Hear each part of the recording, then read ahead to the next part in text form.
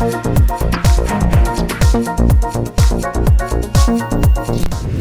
America border ਦੇ ਉੱਪਰ ਇੱਕ ਪੰਜਾਬੀ ਨੂੰ ਗ੍ਰਿਫਤਾਰ ਕੀਤਾ ਗਿਆ। ਇਸ ਪੰਜਾਬੀ ਦੀ ਗ੍ਰਿਫਤਾਰੀ ਨਸ਼ੇ ਦੇ ਨਾਲ ਸੰਬੰਧਿਤ ਮਾਮਲੇ ਦੇ ਵਿੱਚ ਹੋਈ ਹੈ। ਦਰਅਸਲ ਕੈਨੇਡਾ ਅਮਰੀਕਾ ਬਾਰਡਰ ਦੇ ਉੱਪਰ 83 ਕਿਲੋ ਕੋਕੇਨ ਦੇ ਨਾਲ ਗੁਰਦੀਪ ਸਿੰਘ ਮਾਂਗੜ ਨੂੰ ਗ੍ਰਿਫਤਾਰ ਕੀਤਾ ਗਿਆ।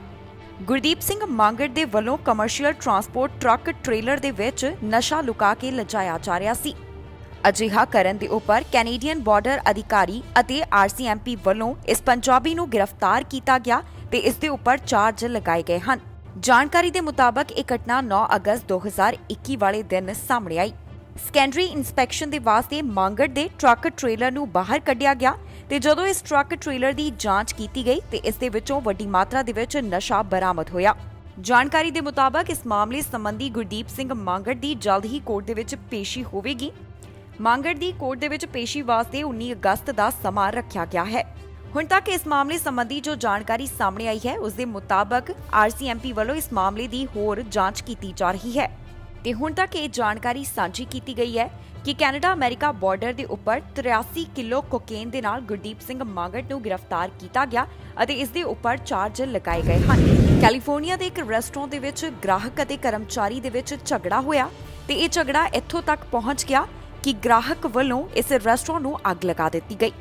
ਜੀ ਹਾਂ, ਇਹ ਮਾਮਲਾ ਸਟਾਕਟਨ ਦੇ ਇੱਕ ਰੈਸਟੋਰੈਂਟ ਤੋਂ ਸਾਹਮਣੇ ਆਇਆ ਜਿੱਥੇ ਕਸਟਮਰ ਅਤੇ EMPLOYE ਦੇ ਵਿੱਚ ਬਹਿਸ ਹੋ ਗਈ ਤੇ ਇਸ ਤੋਂ ਬਾਅਦ ਇਸ ਰੈਸਟੋਰੈਂਟ ਨੂੰ ਅੱਗ ਦੇ ਹਵਾਲੇ ਕਰ ਦਿੱਤਾ ਗਿਆ ਅਤੇ ਇਸ ਤੋਂ ਬਾਅਦ ਇੱਥੇ ਹਰ ਪਾਸੇ ਸੁਆਹ ਨਜ਼ਰ ਆਈ। ਇਸ ਤੋਂ ਇਲਾਵਾ ਜੇਕਰ ਕੁਝ ਨਜ਼ਰ ਆ ਰਿਹਾ ਸੀ ਤਾਂ ਉਹ ਸੀ ਇੱਥੇ ਰੈਸਟੋਰੈਂਟ ਦੀਆਂ ਕੰਧਾਂ। ਇਸ ਰੈਸਟੋਰੈਂਟ ਦੀ ਮਾਲਕ ਵੱਲੋਂ ਜਾਣਕਾਰੀ ਦਿੱਤੀ ਗਈ ਹੈ ਕਿ ਇਸ ਦੇ ਨਾਲ ਉਹਨਾਂ ਦਾ ਕਾਫੀ ਜ਼ਿਆਦਾ ਨੁਕਸਾਨ ਹੋ ਗਿਆ ਤੇ ਇੱਥੇ ਕੰਮ ਕਰਨ ਵਾਲੇ ਕਰਮਚਾਰੀਆਂ ਨੂੰ ਹੁਣ ਘਰ ਬੈਠਣਾ ਪਵੇਗਾ। ਜਾਣਕਾਰੀ ਦੇ ਮੁਤਾਬਕ ਸਸਪੈਕਟ ਦੇ ਵੱਲੋਂ ਮੁਫਤ ਦੇ ਵਿੱਚ ਸੋਡੇ ਦੀ ਮੰਗ ਕੀਤੀ ਜਾ ਰਹੀ ਸੀ ਪਰ ਰੈਸਟੋਰੈਂਟ ਵੱਲੋਂ ਅਜਿਹਾ ਕਰਨ ਦੇ ਲਈ ਮਨਾ ਕਰ ਦਿੱਤਾ ਗਿਆ। ਇਸ ਵਿਅਕਤੀ ਦੇ ਵੱਲੋਂ ਪਾਣੀ ਅਤੇ ਸੋਡਾ ਆਰਡਰ ਕੀਤਾ ਗਿਆ। ਜਦੋਂ ਕਰਮਚਾਰੀ ਵੱਲੋਂ ਇਸ ਵਿਅਕਤੀ ਨੂੰ ਮੁਫਤ ਦੇ ਵਿੱਚ ਸੋਡਾ ਨਹੀਂ ਦਿੱਤਾ ਗਿਆ ਤਾਂ ਇਹ ਵਿਅਕਤੀ ਆਪਣੀ ਸਾਈਕਲ ਲੈ ਕੇ ਵਾਪਸ ਚਲਾ ਗਿਆ ਪਰ ਇਸ ਤੋਂ ਪਹਿਲਾਂ ਉਸਨੇ ਲਾਈਟਰ ਦੇ ਨਾਲ ਇਸ ਰੈਸਟੋਰੈਂਟ ਨੂੰ ਅੱਗ ਦੇ ਹਵਾਲੇ ਕਰ ਦਿੱਤਾ। ਇਸ ਬਾਰੇ ਸਟਾਕਟਨ ਪੁਲਿਸ ਸਪੋਕਸਪਰਸਨ ਵੱਲੋਂ ਜਾਣਕਾਰੀ ਦਿੱਤੀ ਗਈ ਜਿੱਥੇ ਉਹਨਾਂ ਨੇ ਇਸ ਸਸਪੈਕਟ ਦੇ ਐਕਸ਼ਨ ਨੂੰ ਕਾਫੀ ਜ਼ਿਆਦਾ ਗਲਤ ਦੱਸਿਆ ਹੈ। ਉਹਨਾਂ ਦਾ ਕਹਿਣਾ ਹੈ ਕਿ ਸਸਪੈਕਟ ਦੇ ਕੋਲ ਅਜਿਹਾ ਕੋਈ ਵੀ ਕਾਰਨ ਨਹੀਂ ਸੀ ਕਿ ਉਹ ਰੈਸਟੋਰੈਂਟ ਨੂੰ ਅੱਗ ਦੇ ਹਵਾਲੇ ਕਰ ਦਿੰਦਾ। ਇਹ ਸਸਪੈਕਟ ਤਾਂ ਇੱਥੋਂ ਜਾ ਚੁੱਕਿਆ ਹੈ ਤੇ ਪੁਲਿਸ ਵੱਲੋਂ ਹੁਣ ਅਪੀਲ ਕੀਤੀ ਜਾ ਰਹੀ ਹੈ ਕਿ ਜੇਕਰ ਕਿਸੇ ਨੂੰ ਵੀ ਇਸ ਦੇ ਬਾਰੇ ਕੋਈ ਜਾਣਕਾਰੀ ਹੈ ਤਾਂ ਉਹਨਾਂ ਦੇ ਨਾਲ ਜ਼ਰੂਰ ਸਾਂਝੀ ਕੀਤੀ ਜਾਵੇ। ਨਾਲ ਹੀ ਇਸ ਨੂੰ ਲੈ ਕੇ ਇਹ ਵੀ ਚਿੰਤਾ ਦਾ ਪ੍ਰਗਟਾਵਾ ਕੀਤਾ ਗਿਆ ਕਿ ਹੋ ਸਕਦਾ ਹੈ ਕਿ ਆਸ-ਪਾਸ ਜਿਹੜੀਆਂ ਇਸ ਤਰ੍ਹਾਂ ਦੀਆਂ ਘਟਨਾਵਾਂ ਵਾਪਰਨ ਉਸ ਦੇ ਵਾਸਤੇ ਇਹ ਸਸਪੈਕਟ ਜ਼ਿੰਮੇਵਾਰ ਹੋਵੇ। ਇਸ ਰੈਸਟੋਰੈਂਟ ਦੀ ਮਾਲਕ ਦਾ ਕਹਿਣਾ ਹੈ ਕਿ ਉਸ ਨੂੰ ਉਮੀਦ ਹੈ ਕਿ ਮੁੜ ਉਹਨਾਂ ਵੱਲੋਂ ਆਪਣੇ ਰੈਸਟੋਰੈਂਟ ਨੂੰ ਖੋਲ੍ਹਿਆ ਜਾਵੇਗਾ। ਉਹਨਾਂ ਕਿਹਾ ਕਿ ਜੇਕਰ ਅਸੀਂ ਕਰੋਨਾ ਵਾਇਰਸ ਦੇ ਹਾਲਾਤਾਂ ਦੇ ਵਿੱਚ ਆਪਣੇ ਰੈਸਟੋਰੈਂਟ ਨੂੰ ਖੁੱਲ੍ਹਾ ਰੱਖ ਸਕਦੇ ਹਾਂ ਤਾਂ ਇਹਨਾਂ ਹਾਲਾਤਾਂ ਦੇ ਵਿੱਚ ਵੀ ਅਸੀਂ ਕੁਝ ਅਜਿਹਾ ਕਰ ਲਵਾਂਗੇ। ਜਾਣਕਾਰੀ ਦੇ ਲਈ ਦੱਸ ਦਈਏ ਕਿ ਇਸ ਦੌਰਾਨ ਕਿਸੇ ਵੀ ਜਾਨੀ ਨੁਕਸਾਨ ਤੋਂ ਰਾਹਤ ਰਹੀ ਕਿਉਂਕਿ ਜਿਸ ਸਮੇਂ ਰੈਸਟੋਰੈਂਟ ਦੇ ਵਿੱਚ ਅੱਗ ਲੱਗੀ ਤਾਂ ਕਰਮਚਾਰੀ ਪਹਿਲਾਂ ਹੀ ਬਾਹਰ ਨਿਕਲ ਚੁੱਕੇ ਸਨ। ਅਮਰੀਕਾ ਦੇ ਵਿੱਚ ਇੱਕ ਵਾਰ ਫਿਰ ਤੋਂ ਕਰੋਨਾ ਵਾਇਰਸ ਦੇ ਮਾਮਲੇ ਵਧਣ ਲੱਗੇ ਹਨ। ਇਸ ਦਾ ਕਾਰਨ ਡੈਲਟਾ ਵੇਰੀਐਂਟ ਦੱਸਿਆ ਜਾ ਰਿਹਾ ਹੈ। ਇਹ ਵੇਰੀਐਂਟ ਕਾਫੀ ਜ਼ਿਆਦਾ ਤੇਜ਼ੀ ਦੇ ਨਾਲ ਫੈਲ ਰਿਹਾ ਹੈ ਤੇ ਹੁਣ ਅਮਰੀਕਾ ਦੇ ਵਿੱਚ ਜਿਹੜੇ ਕਰੋਨਾ ਵਾਇਰਸ ਦੇ ਮਾਮਲੇ ਸਾਹਮਣੇ ਆ ਰਹੇ ਨੇ ਉਹਨਾਂ ਦੇ ਵਾਸਤੇ ਇਸ ਵੇਰੀਐਂਟ ਨੂੰ ਜ਼ਿੰਮੇਵਾਰ ਦੱਸਿਆ ਜਾ ਰਿਹਾ ਹੈ। ਅਮਰੀਕਾ ਦੇ ਵਿੱਚ ਇਸ ਸਮੇਂ ਡੈਲਟਾ ਵੇਰੀਐਂਟ ਦਾ ਵੱਧ ਅਸਰ ਬੱਚਿਆਂ ਦੇ ਉੱਪਰ ਨਜ਼ਰ ਆਉਣ ਲੱਗਿਆ ਹੈ। ਅਮਰੀਕਾ ਦੇ ਹਸਪਤਾਲਾਂ ਦੇ ਵਿੱਚ ਕੋਵਿਡ-19 ਪੋਜ਼ਿਟਿਵ ਪਾਏ ਗਏ ਬੱਚਿਆਂ ਦੀ ਗਿਣਤੀ ਵਧਦੀ ਹੋਈ ਦਿਖਾਈ ਦੇ ਰਹੀ ਹੈ। ਸ਼ਨੀਵਾਰ ਨੂੰ ਇਹ ਅੰਕੜਾ 1900 ਤੋਂ ਉੱਪਰ ਦਰਜ ਕੀਤਾ ਗਿਆ। ਦਰਅਸਲ US department of health and human services ਦੇ ਵੱਲੋਂ ਜਾਣਕਾਰੀ ਦਿੱਤੀ ਗਈ ਕਿ ਕੋਵਿਡ-19 ਪੋਜ਼ਿਟਿਵ ਬੱਚਿਆਂ ਦੀ ਗਿਣਤੀ ਹਸਪਤਾਲ ਦੇ ਵਿੱਚ 1902 ਦੇ ਕਰੀਬ ਪਹੁੰਚ ਗਈ। ਅਮਰੀਕਾ 'ਚ ਮੌਜੂਦਾ ਸਮੇਂ ਜਿਹੜੇ ਮਰੀਜ਼ ਹਸਪਤਾਲ ਦੇ ਵਿੱਚ ਕਰੋਨਾ ਵਾਇਰਸ ਦੇ ਕਾਰਨ ਦਾਖਲ ਨੇ ਉਹਨਾਂ ਦੇ ਵਿੱਚੋਂ ਬੱਚਿਆਂ ਦੀ ਗਿਣਤੀ 2.4% ਹੈ।